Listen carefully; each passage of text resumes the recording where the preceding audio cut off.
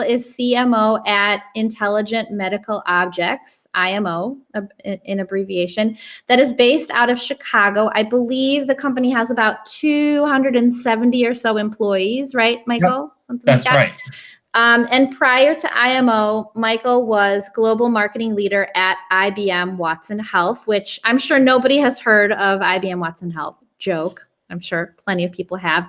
IMO has received a significant investment from Warburg Pincus, which is IMO's private equity firm, and leading U.S. health systems, and that was in 2016. Right. And to give a quick blurb about IMO, they've developed the most widely accepted medical terminology solution for managing medical vocabularies and software applications at healthcare organizations all around the world. And so just to give like a little bit of just understanding numbers here and where you guys are at, it's used, IMO solution is used by more than 3,500 hospitals and 450,000 physicians daily. So that's huge. Clearly. So that is the quick introduction of Michael. And Michael, I remember meeting you way back when, I think it was 2017. I believe I got the year right. You were on a panel at Prophet's office. And I think I hear some echo coming. I'm not sure if that's, do you hear any echo? No. Okay. So, and I heard you talk about, I think it was a session that was around branding or marketing. It was something related to that, right? And yep. I heard you talk and I'm like, I need to go and talk to this guy. And so when we started talking, I said, I introduced myself, we were talking, and then I said, can you be my mentor?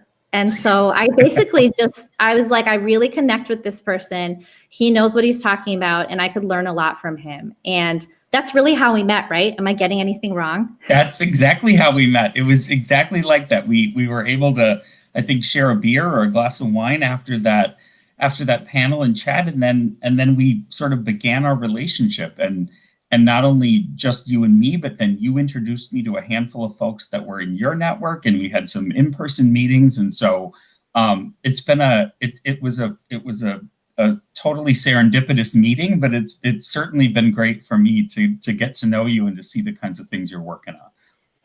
Yeah, I am so excited that I went to that panel because, you kind of like go to something, you don't really have those expectations, you meet people, and then you continue to get to know them and help each other in different ways. It's just amazing how that serendipitously happens. So I'm so excited to have you on here. My first question for you is a high level one. What does marketing mean to you? Well, marketing means to me fundamentally, or where marketing grows from, is always around the kernel of a story, right? And what I mean by that is that at the end of the day, in cynical kinds of ways, right? Marketing as a partner with growth organizations, what we're really trying to do is separate people from their money, right? I mean, that's the cynical way to look at what marketing is about. And there are all kinds of yucky ways to do that.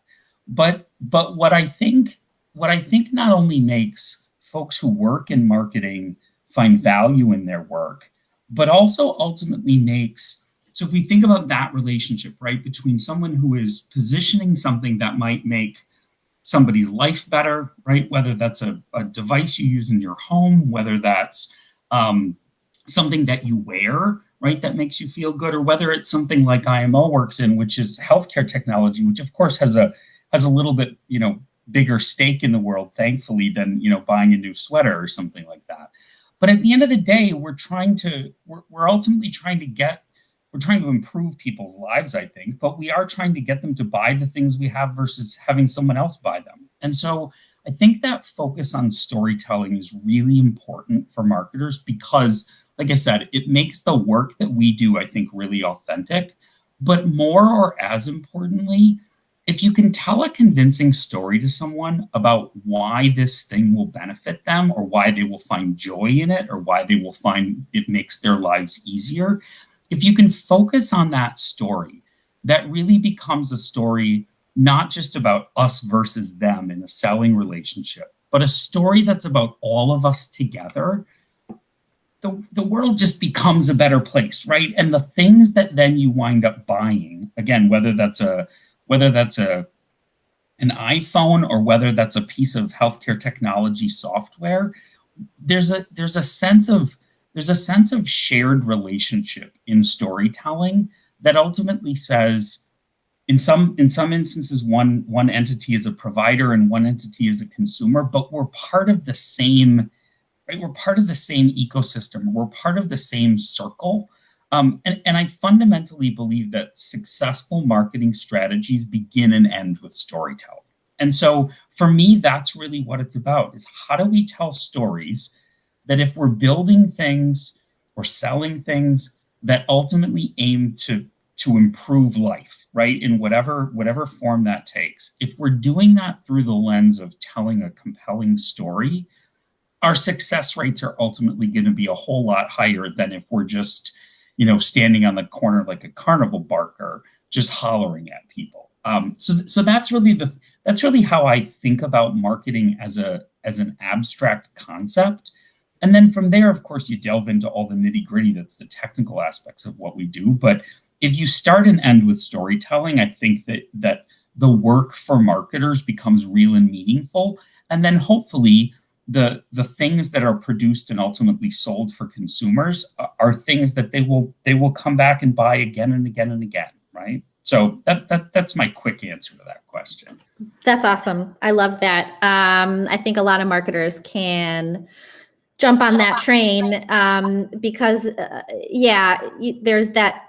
there's that idea of marketing and just kind of like that tint of you're just trying to sell, you're just trying to get into that person's wallet and sell something. And does that person actually need it? But then when you create meaning and like a shared community, like it's a community and it resonates with folks that would get benefits based on what your product or what your service is, then it actually makes sense. So I think about it like oftentimes, especially in the product marketing elements of my work and my team's work, one of the things it in some ways sounds antithetical to the objective, but I think it's true, which is, I'm constantly urging people not to start with product, right? Or not to start with the just talking about us. For example, you think about pitch decks in marketing, right? And oftentimes one of the first things people do is they throw up a logo slide, right? They throw up a background slide of who we are, and here's all the people who buy our stuff already, right? Here's my problem with that. My problem with that is that that's like the person who walks into a cocktail party or walks into a bar and they spend 10 minutes after they've met someone just talking about themselves. You know what that person is? An egomaniac and a bore. And at the end of the day, there's not a whole lot of real exchange and interaction that happens. And so that's again why, if you think about the completeness of a story, or you think about the arcs that flow through a story, you never want to tell the end of the story first, right? Unless you've got a really, really interesting way to get to that point. And so part of that focus, I think, rather than, like you said, just trying to get in people's wallets, is saying, not unlike a conversation between two people, this is a two-way street, and we're both invested in this, regardless of who's making and who's buying. So that's kind of the way I think about it. That's right. Yeah, that's great. I sort of introduced IMO. I think I probably use bigger words than what a lot of folks are comfortable with. But could you give a 1 or 2 sentence pitch about IMO? Sure. And who you're for, what problem you solve? Yeah. So as my team was helping me think about this conversation today, they fed me some words that were our typical kinds of words. But of course, I realized those words are pitched toward people who really have a deep understanding of what we do. At the end of the day, it's this. One, as you intimated when you introduced me, all we do is healthcare, right? And all we do is healthcare IT. So we don't build devices, we don't make PPE, we don't make medical gowns or sponges. We make technology that helps by and large today, healthcare providers on the technology side of what they do deliver better patient care, better communicate among the systems that they have. The quick and dirty way to say what we do, right? So there's kind of two pieces of our business. One is a terminology business. That's to say, we essentially build dictionaries that when people are using an electronic medical record allows them, here's the tagline we say often, we let doctors speak doctor. So if a doctor is typing fast in the EHR and is indicating that someone has chronic chest pain, but they spell the word chest wrong, we make sure that the system is going to fix that. And so that the patient can get properly diagnosed, that the right kinds of tests can happen. So the simple answer to your question, Anna, is that we let doctors speak doctor. So they don't have to focus on the inner workings of the technology that they're using, but they can focus on practicing at the top of their license. And from there, I know I'm giving you more than two sentences, but I am trying to keep it simple. On top of that terminology platform, we're working on a whole range of offerings that are really analytics focused, right? So once you're able to kind of do your job as a physician in the way that you need to do it, right? That involves patient interaction and technology interaction. We also want to make sure that folks can garner different insights out of that information. So if you have a common lexicon, right, a common vocabulary to speak from, what can you then learn from those things that can also help sort of propel the patient journey forward better, that can help you deal with population health analytics, for example, so that doctors who are dealing with patients who again have heart failure as a clinical condition, how do they get some insight out of that into not just that one patient, but the 10 patients they see who look like that? So at the end of the day, we're kind of like the Intel inside of when you look down at your computer and you see that Intel sticker. Everybody knows what Intel is as a brand. Not many people really know what those microprocessors do. That's kind of the story of IMO. We make things work better for doctors. Yeah. Okay. I love it because I think that if I gave that to my 6-year-old, she would understand. So okay. I appreciate that. I know, so you joined IMO and you came from IBM Watson Health, and it was, a certain size before you joined them.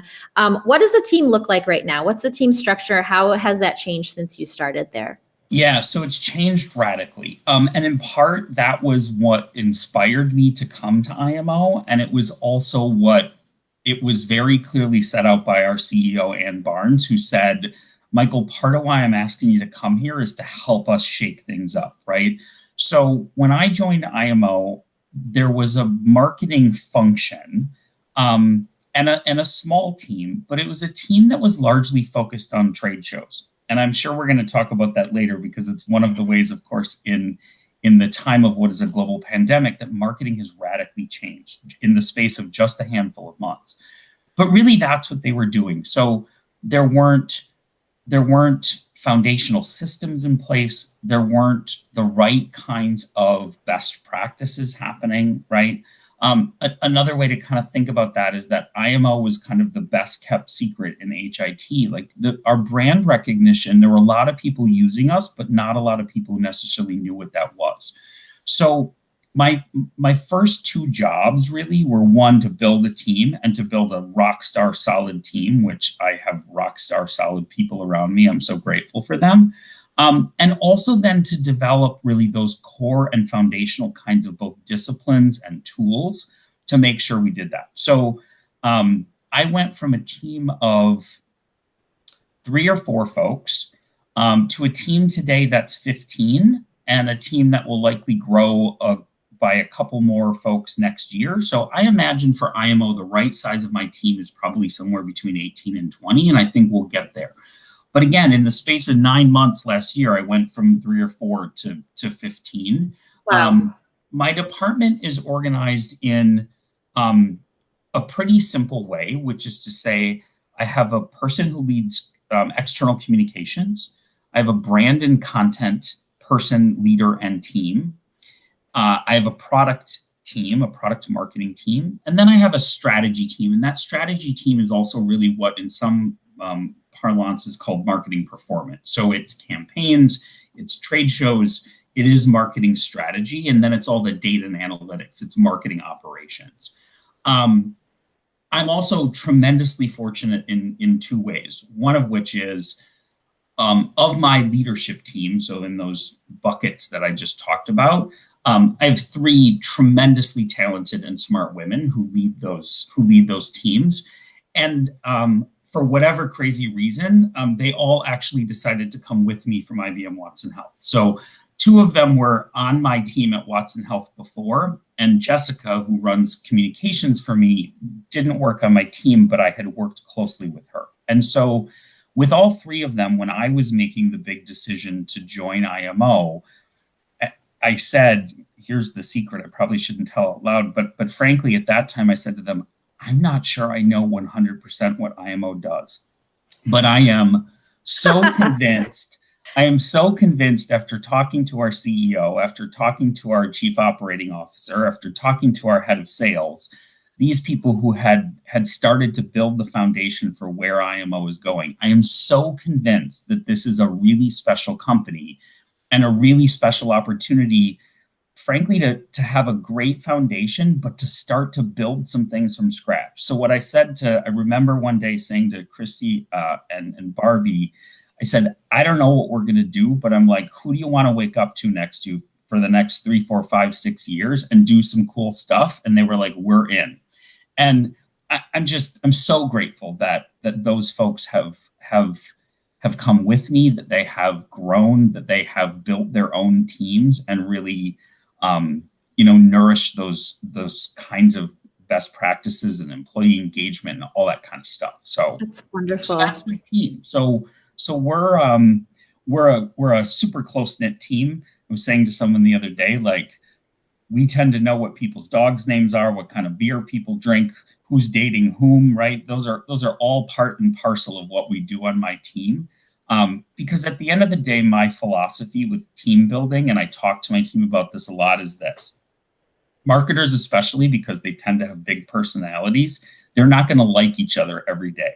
And that's okay with me.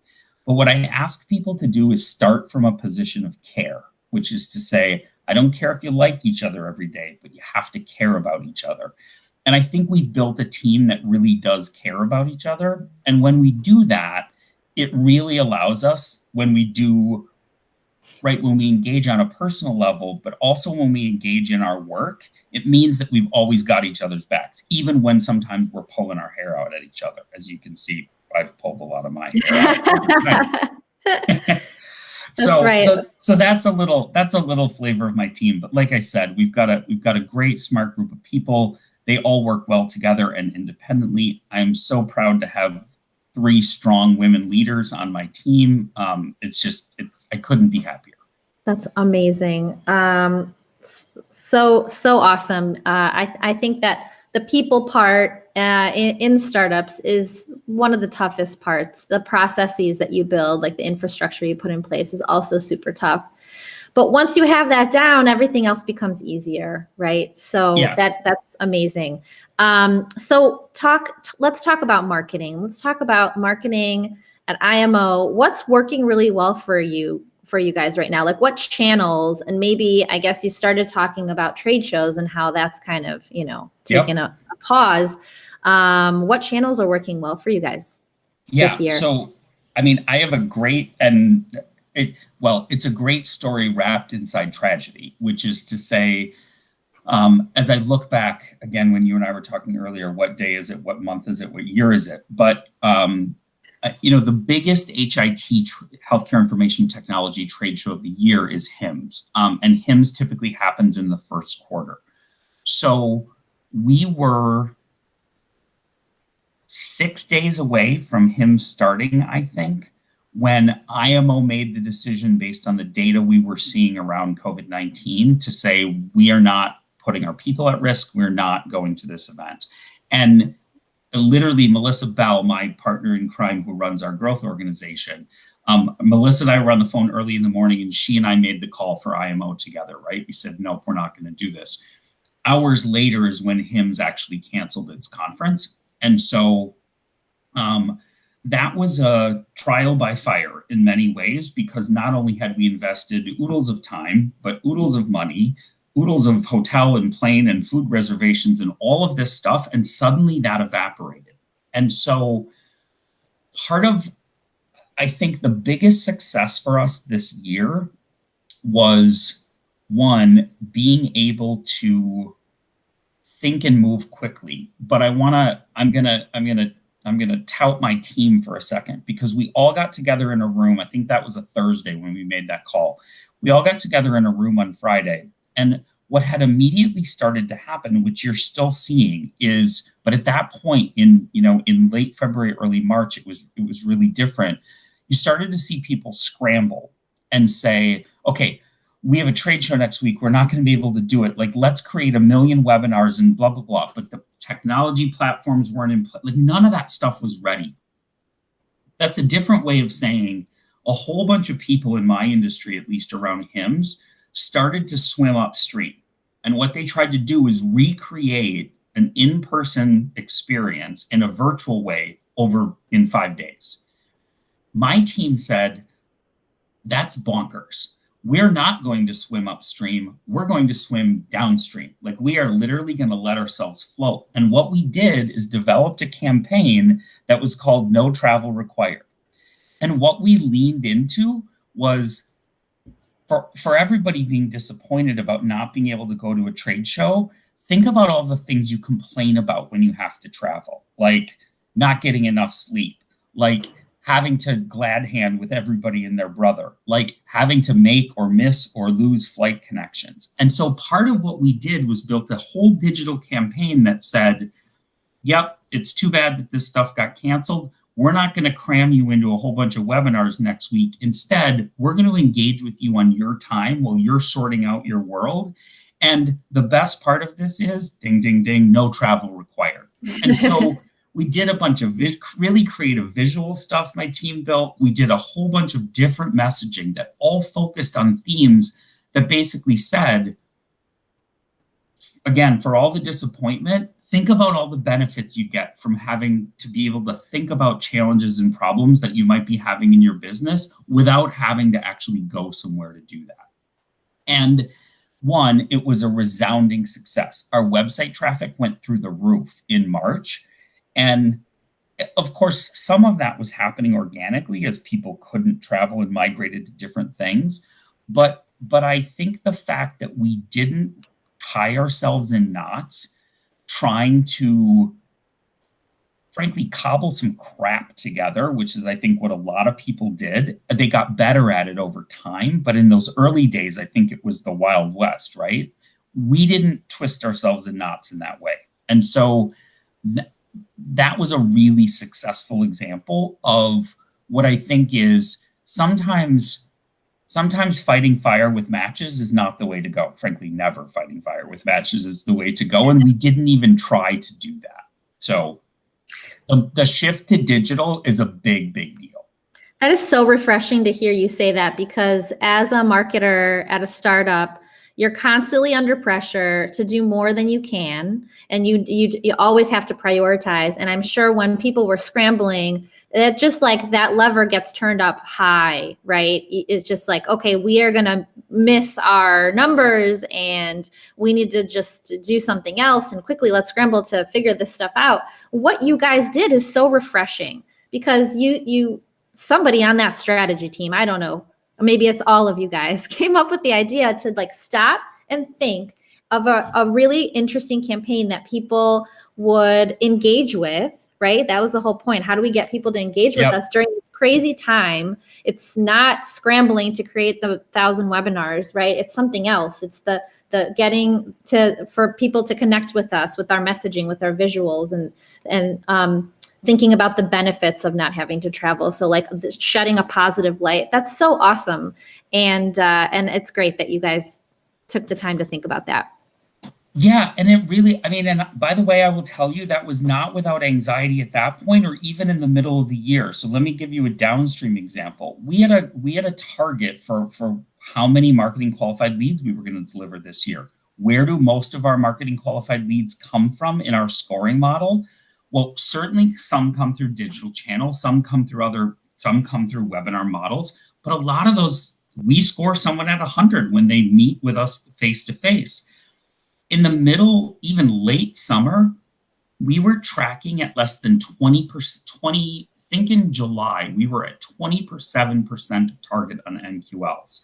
And my whole team had a come to Jesus moment where we were like, we're at real risk of missing this.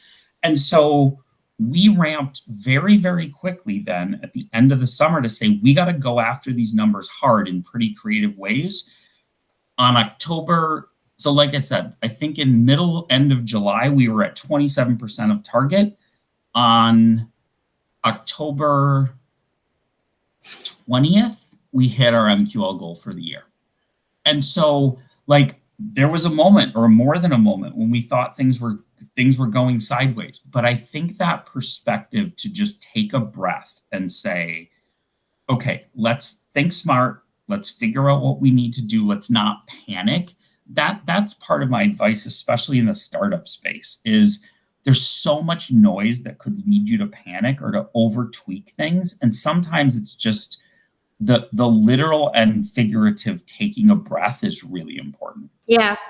You mentioned MQLs, and I'd love to ask you about how you guys think about MQLs and how, when you hit your target for MQLs, that's, it's good. You hit your target. That's great. What happens after that? Like, are these good? Are they actually qualified? How do you make sure that these are qualified leads? Because a lot of folks, especially these days, like there's a conversation around generating leads and make sure that marketing hits the number, and are they actually good, and the sales team won't take them. And so how do you resolve this conflict? Well, it's a great question. And it's one that even as I started to talk about MQLs, I'm keenly aware of, because the trap you fall into as a marketer often is, even when you set ambitious goals around MQLs, if you just hit that target, all you've got is a number. And at the end of the day, you have to say, wait, but what's the impact of that, right? What's the impact of those numbers?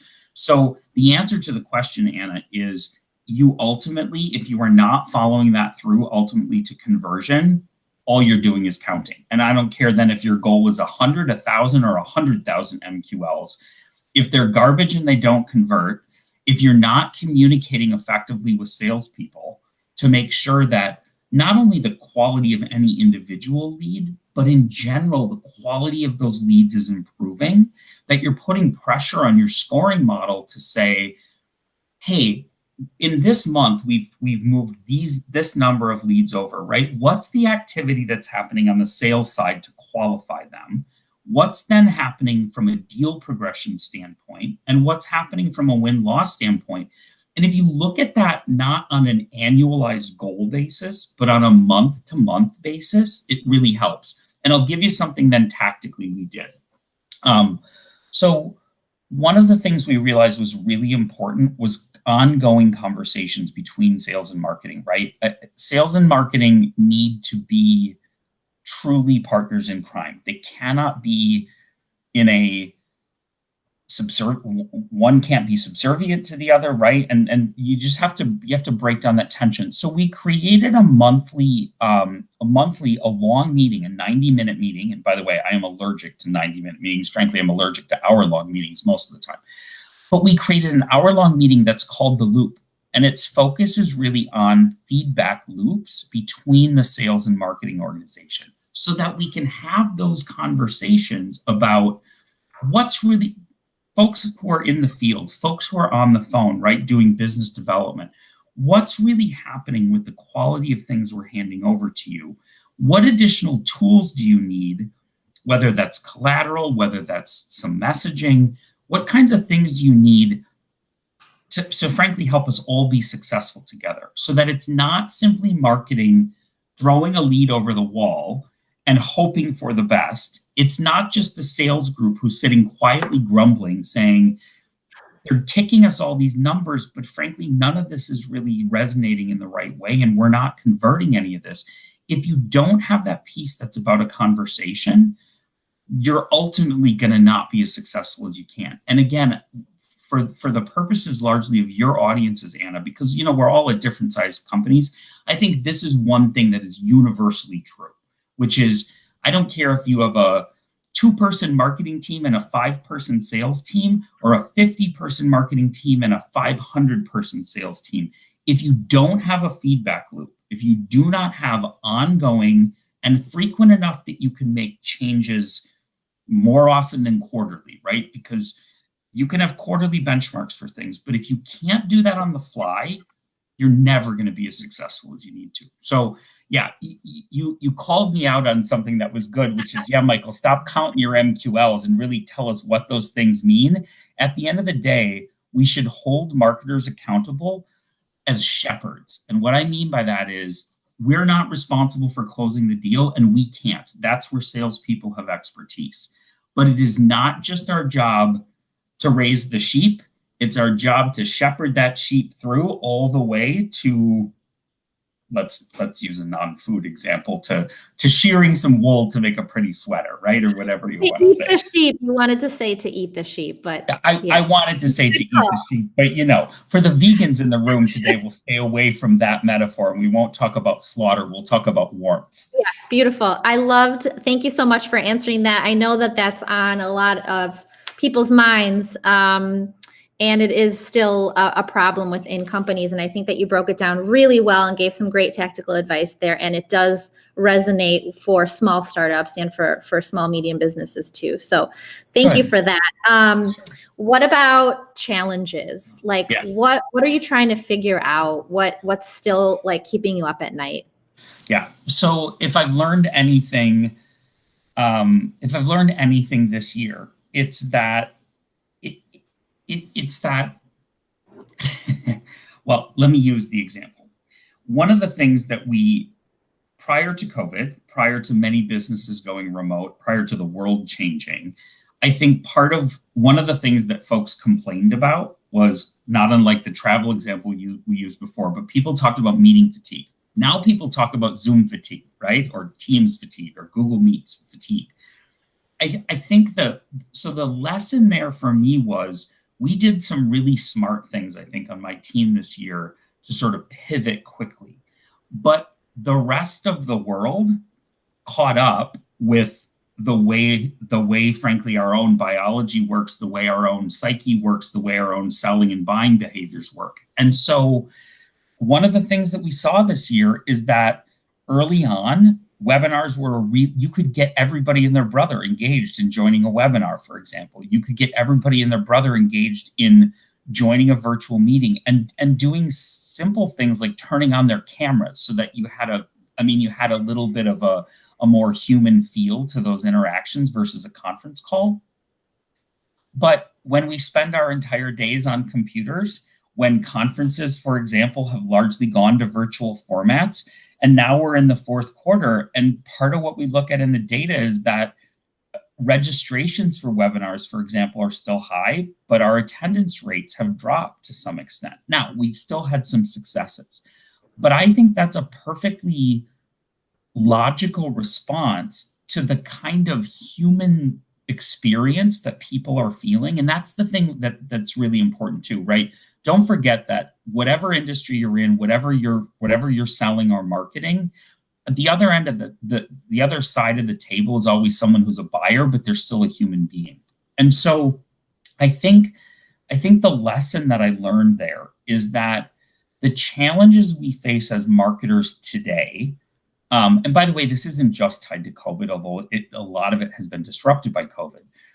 The challenges that we face today are not, in fact, all that different from what they were before. It's just that the flavor of those challenges is different. I think that one of the positive things that we learned is that making changes quickly is totally possible. If I could send one inspiring message to other marketers, I would say, keep simplicity principles in front of you, because if nothing else, simplicity allows you to flip switches and change really quickly.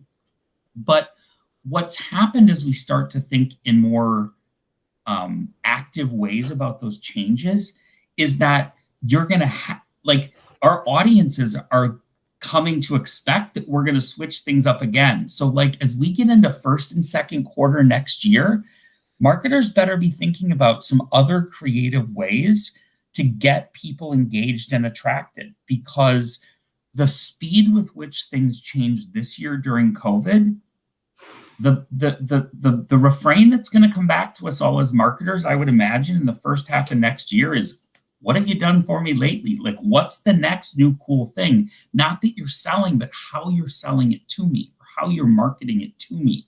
And so that's the thing I learned that's a little bit scary, is that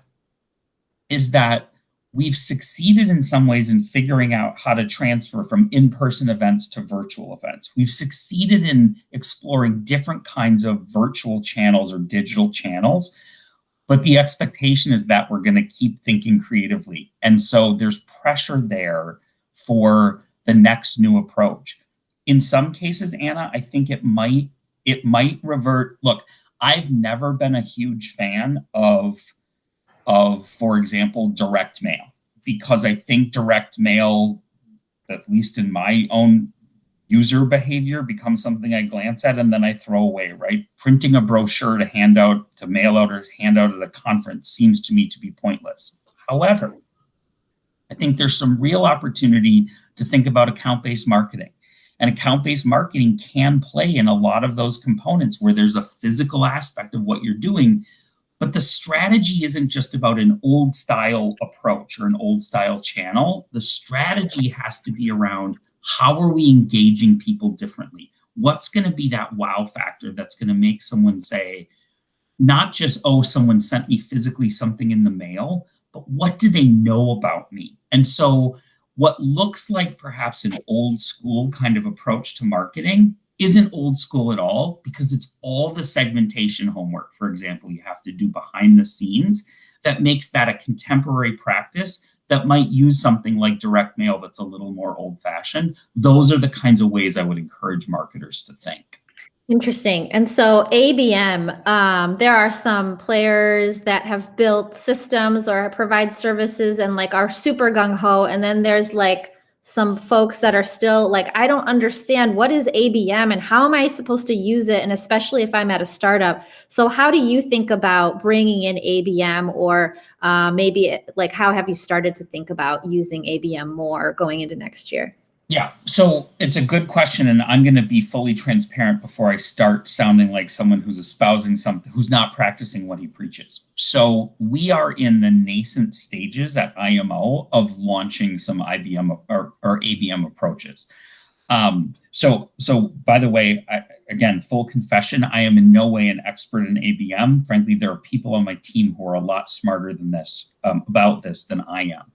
But I'll give you an example. One of the areas that we're looking at ABM for IMO, as you mentioned when you introduced me, we have IMO largely plays in the US market, but we do have a footprint in other places, most significantly in the UK. But the UK is an entirely different health system model than the United States. And so the kinds of the metaphor I would use to think about this is that in the US, where IMO has a big footprint, I can shoot off a lot of pretty fireworks and I can probably attach and attract different people in different ways. In the UK, where you have a national health system, all those fireworks aren't going to resonate with that audience in the same way, because they're operating in a much different structural model for healthcare delivery and healthcare payment and all those other things.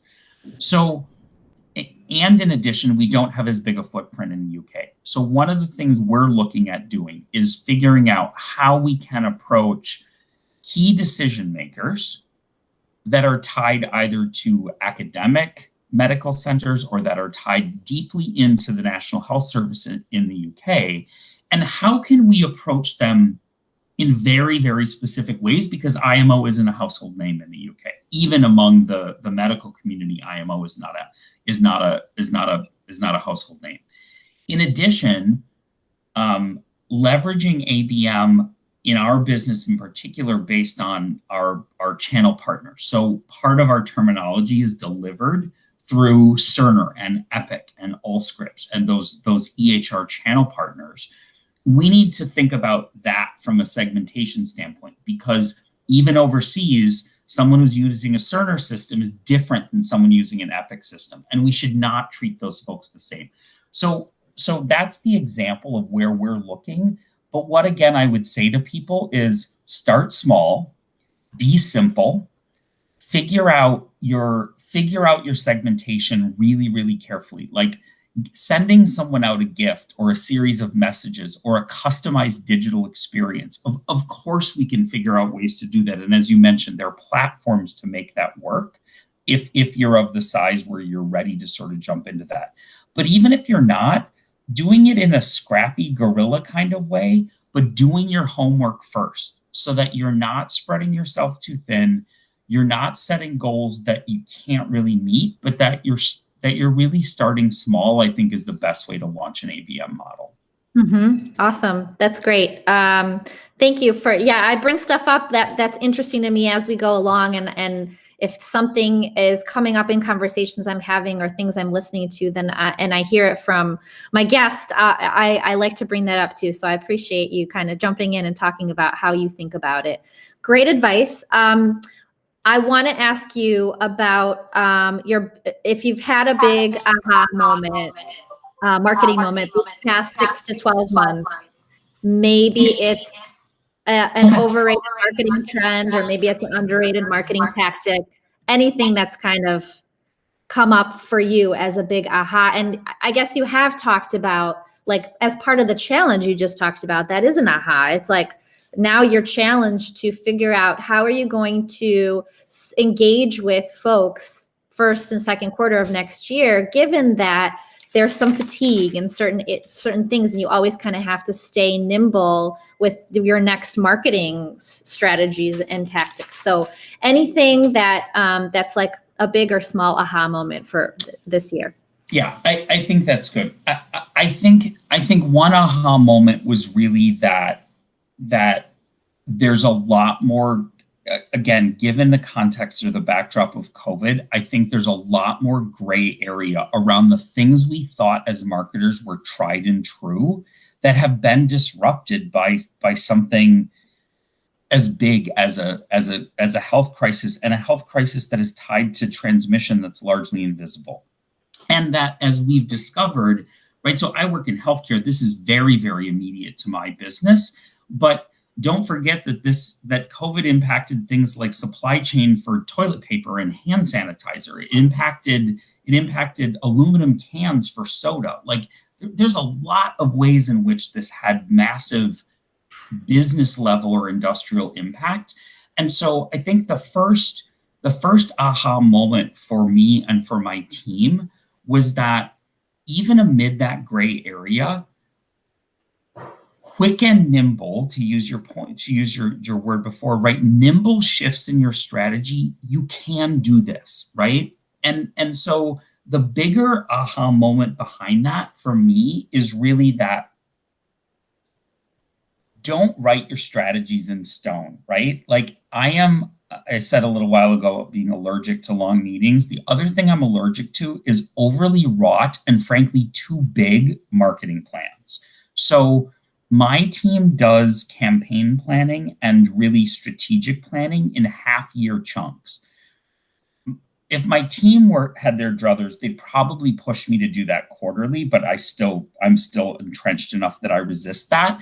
So I would never get smaller than that. But I think that from an overarching plan perspective, one of the things that I've learned this year is that if you build a ship that's too big, it simply takes more time to turn it when you need to turn it. And so I would much rather be on a paddleboard than frankly to be on an aircraft carrier. That's it. And that was a really big realization for me, or an affirmation that the kind of things we were doing, not so much, this is not an excuse not to have a strategy. You have to have a strategy. It's not an excuse not to plan at all, but it is a really good affirmation that if you don't if you don't get too attached to the things that you think are right, if you question continue to question your own assumptions, because even when things are going well in one channel, something could come in and disrupt that. And if you are not even if you are so attached to the specific strategy, but if you are so attached to the concept of your strategy itself, your ability to shift is gonna be really, really handicapped. And so I think that's the biggest aha for me. The other thing I would say isn't that was a learning moment for me this year had nothing to do with marketing itself. It had to do with my marketers. And it's this. I'm a person who tries to be as focused on my leadership responsibilities as I am focused on my marketing expertise, right? Or the output of the work that I do. But given the fact that we went to remote settings, not only for the work we do as marketers, but physically every day, that my team is not together every day. Frankly, we have been apart for months, means that as a marketer, your investment in the people who stand side by side with you is more and more important every day. And so nurturing those relationships, nurturing the trust that people have in one another, nurturing people's abilities, frankly, to get out of the mode of saying, that's not my job, that's your job, or we're going to do this work in silos. Investing the time to do that, COVID or no COVID, has been so powerful for my team. And I hope that I model that with my team all the time, but I'm so proud of what they've done to carry that through as well. And so that's my other thing is, I don't care if you're a marketer or a salesperson or you're a software engineer, like investing time in the people around you and making sure that you are connected and united, that you are challenging each other and you are supporting each other at the same time is really, really important. And now back specifically to marketing, that will make all the difference in the campaign choices that you make. That will make all the difference in your relationships in partnering with your sales organization. So my point is, when things are stressful, when the world is changing around you, and suddenly a metric you were driving toward in marketing isn't working out in the way you wanted it to work out, the easiest way to help that succeed is to have people around you who are united and driving toward the same thing. So if you don't invest an equal amount of energy in the people who are doing the work with you, the output's going to get yucky real fast. It just will. And so that's part of what I've learned this year as a big aha. That's awesome. Yeah, this is wonderful. Thank you for sharing that. I think it's really juicy, important stuff. And I also want to ask you, how do you make the time to be creative? How do you like, what are some ways that you put that time in? Just, given the fact that you're leading a team, you're meeting with folks, you're nurturing those folks, you're working with the strategy team, you're kind of picking where the ship is headed. How do you make time to stay creative and help your team figure that out too? Yeah, so it's a great question, and this is something I'm endlessly passionate about. And so the answer to the question is this: you have to, as a human being who works, be fiercely protective of your time. And what I mean by that is, there should be time in your calendar, ideally every day, but if it can't be every day, at least a couple times a week, and in the worst case scenario, one time a week, where you have blocked out calendar time and there is absolutely nothing in that calendar time, right? So my day is typically structured with what I call office work in the morning for a little bit of time and office work at the end of the day. When I'm really lucky, I have a block or two during the day that look just like that. That allows me to have time to be creative. It allows me to reach out to someone else and see if they're available to think through something with me. It allows me, if I need to get the hell away from my computer and go take my dog for a walk. And as we've moved right now to, again, remote work for many, many people, there's a real risk that what happens is people become slaves to their computer screens, that they start to treat their calendar like a time card in the old, punch in, punch out. And that is the worst thing you can do for your spirit. And frankly, it's the worst thing you can do for your work. And so the two tactical things I would tell people is, one is that. The second thing is, I'm back on my meeting thing. Any meeting that's supposed to be an hour can get done in 45 minutes. And most meetings that are supposed to be 30 minutes can be done in 15 or 20. So if you can do it, and you're in an environment where you do have a fairly structured meeting schedule, when someone asks you for an hour, say, yep, I'll do that meeting, but it's going to be 45 minutes. For me, it does one powerful thing, which means I'm never late to my next meeting. Like, I'm never late to my next meeting. That for me shows respect for the person I'm showing up for. It gives me time to take a bio break, to get a soda, to have a drink of water, to step outside and get some sun on my face. But that's the way to find time to be creative, Anna, is to make time to be creative and to be fiercely unapologetic about that. Because as marketers, if you don't create that headspace, somebody's going to suck up your time, and pretty soon your creative spirit is just going to wither. So that's my advice, folks. Like, be fiercely protective and unapologetic about creative time. I am with you. I am 100% with you. I realized, especially this year when I started my own thing and I had more time, I actually was more creative. I was more inspired. But when I was working full time and, taking care of two kids, I got on that train, and it was just like constant something to do all the time, no time to think, no time to, have revelations or be introspective. That's not good. Yep. So Completely it won't agree. work, especially if you're a marketer. I don't know, probably many other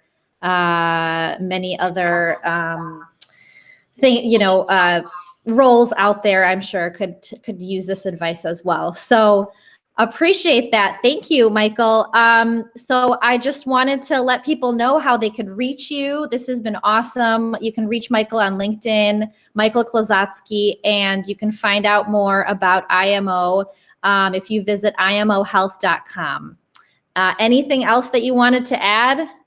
No, other than I'm so happy for you and so proud of the things that you're doing. I think that following you on LinkedIn in this year has been, and seeing the kinds of things that you're doing in this new venture is truly exciting. In fact, I encourage my team to reach out to you. I think you got a little freaked out when suddenly a whole bunch of my people were coming at you. They did all at once, yeah. but I did it because I have been inspired by the kinds of things you're doing. So thank you for this opportunity to chat today. It's been really lovely.